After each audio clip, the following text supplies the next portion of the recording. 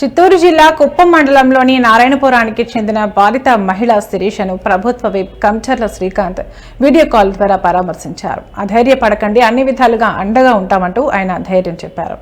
అప్పు చెల్లించలేదని మహిళను చెట్టుకు కట్టేసి కొట్టిన ఘటనపై కఠిన చర్యలు తీసుకుంటామన్నారు. ఇప్పటికీ కేసు నమోదు చేసి అరెస్టు చేసినట్లు బాధిత కుటుంబానికి భరోసా ఇచ్చారు.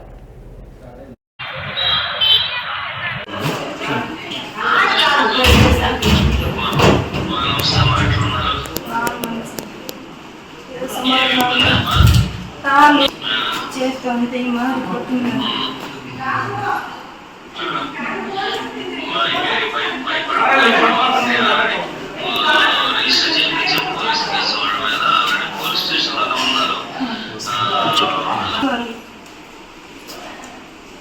కష్టపడి కొద్దిగా ఇస్తానని చెప్తాను, అయినా వాళ్ళ దగ్గర లక్షలకు తీసేది.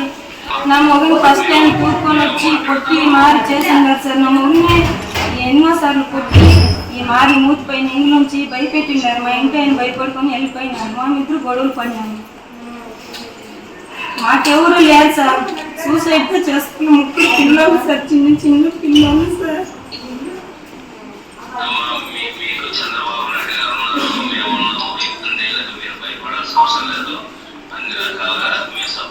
సార్ నేను బెంగళూరులో పోయి ఇంటి పని చేసుకుంటాను.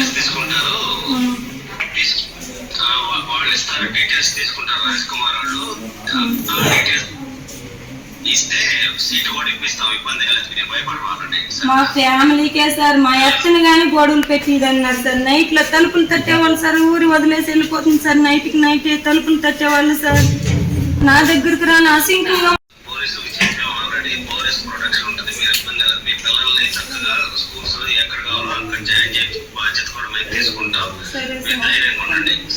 సార్ పిల్లలు